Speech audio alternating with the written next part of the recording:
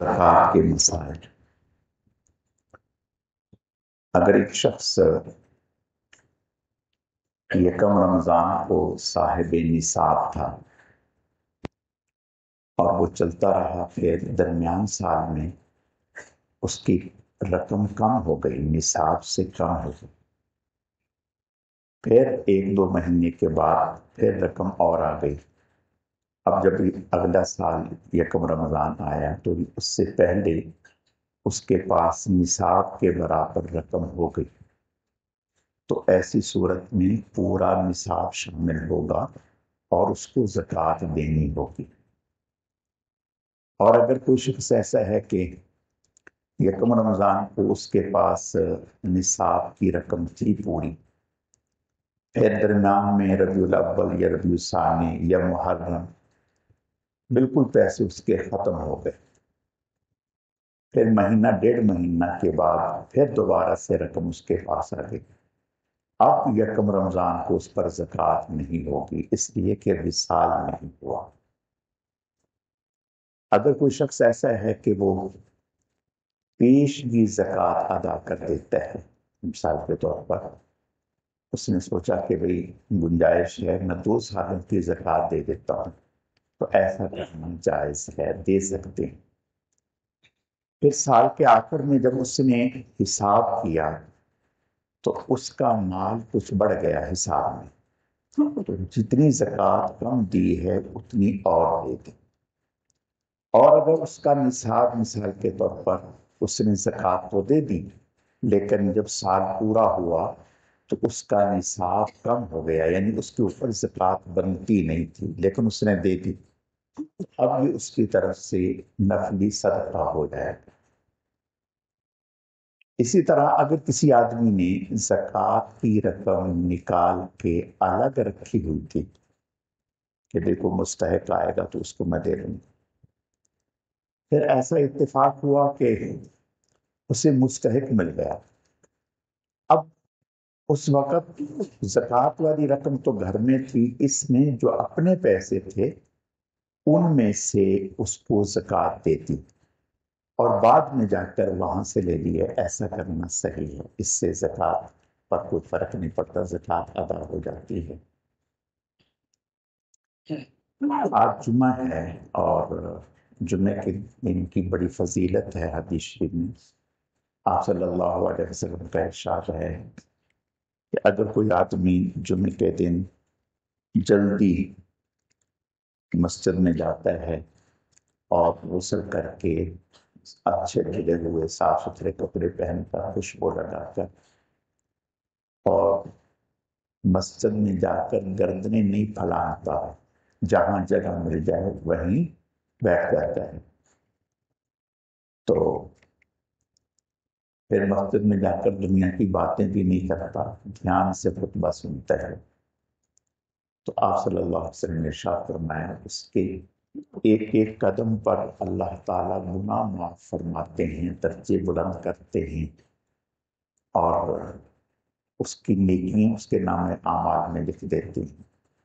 پچھلے جمعے سے لے کر اس جمعے تک جتنے بھی گناہ ہوئے ہوتے ہیں اللہ تعالیٰ معاف فرما دیتے ہیں۔ اور جمعے کے دن سورہ کہف کی بڑی فضیلت ہے، آپ صلی اللہ علیہ وسلم کا ارشاد ہے کہ جو آدمی سورہ کہف پڑھتا ہے تو اللہ تعالیٰ قیامت کے دن زمین سے آسمان تک ایک نور اس کے ساتھ کرتے ہیں، تو کوشش کرنی چاہیے کہ جمعے کے دن سورہ کہف ضرور پڑھنا چاہیے۔ اور پھر سورہ کہف کی برکت سے اللہ تعالیٰ بڑے بڑے فتنوں سے انسان کی حفاظت فرماتے ہیں۔ سب سے بڑا اس امت کا فتنہ دجال کا فتنہ ہوگا۔ آپ نے ارشاد فرمایا اگر دجال کا فتنہ آ بھی گیا اس کی زندگی میں تو اللہ تعالیٰ اس صورت کی برکت سے اس فتنے سے حفاظت فرمائیں گے۔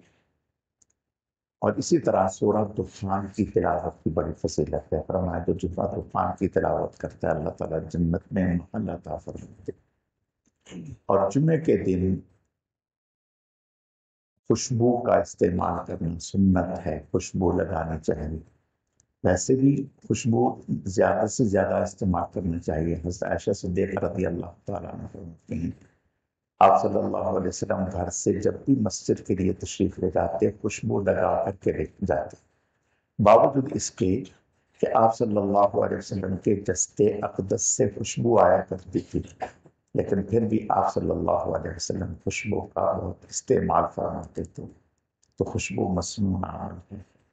اور پھر جمعے کے دن درود شریف کی کثرت کرنی چاہیے، زیادہ سے زیادہ۔ حدیث میں آتا ہے کہ 1000 مرتبہ جمعے کے دن درود شریف پڑھنے کا اہتمام کریں، 1000 مرتبہ، اور اگر اس سے زیادہ ہو جائے تو بہت اچھی بات ہے، صلاۃ و تسبیح کا استعمال، اور اپنی حجامت، ناخن تراشنا غیر ضروری بات ہیں، حجامت بنانا سنت کی نیت سے، اللہ تعالیٰ ان اعمال کو اختیار کرنے کی توفیق عطا فرمائے۔ ولی محمد صاحب انتقال فرما گئے، ان کی مغفرت کے لیے دعا بھی فرمائیں، اور نماز جنازہ جمعے کی نماز کے بعد ہوگی۔ علی بھائی کی والدہ کی صحت یابی کے لیے دعا فرمائیں۔ الحمدللہ رب العالمین والعاقبۃ للمتقین والصلاة والسلام علی سید المرسلین اللہم صل علی محمد النبی الأمی وعلی آلہ واصحابہ وبارک وسلم وسلم۔ اے اللہ، جو کچھ کہا سنا گیا اپنی بارگاہ میں قبول فرما، کمی کوتاہیوں کو معاف فرما۔ اے اللہ، اس ماہ مبارک کی قدردانی کی توفیق عطا فرما۔ اے اللہ، روزوں کی تلاوت کی قدردانی کی توفیق عطا فرما۔ اے اللہ، ہمارے روزوں کو، ہماری تراویح کو اپنی بارگاہ میں قبول فرما۔ اے اللہ، اپنے کرم سے ان مبارک اعمال کو اختیار کرنے پر جو اجر و ثواب، انعامات و برکات آپ اپنے نیک اور محبوب بندوں کو عطا فرماتے ہیں، وہ ہم سب کو نصیب فرما دیجیے۔ اے اللہ، اس ماہ مبارک میں ہم سب کی مغفرت کے فیصلے فرما دیجیے، ہم سب کی ہدایت کے فیصلے فرما دیجیے، ہم سب کی نجات کے فیصلے فرما دیجیے۔ اے اللہ، بیماروں کو صحت و تندرستی عطا فرما دیجیے، خاص طور پر جن احباب نے دعا کے لیے فرمایا انہیں صحت و تندرستی عطا فرما دیجیے۔ جو مسلمان اس دنیا سے جا چکے سب کی مغفرت فرما دیجیے، ولی محمد صاحب اور جتنے بھی لوگ، اے اللہ سب کی مغفرت فرما دیجیے۔ سبحان ربک رب العزت عما یصفون وسلام علی المرسلین والحمد للہ رب العالمین برحمتک یا ارحم الراحمین۔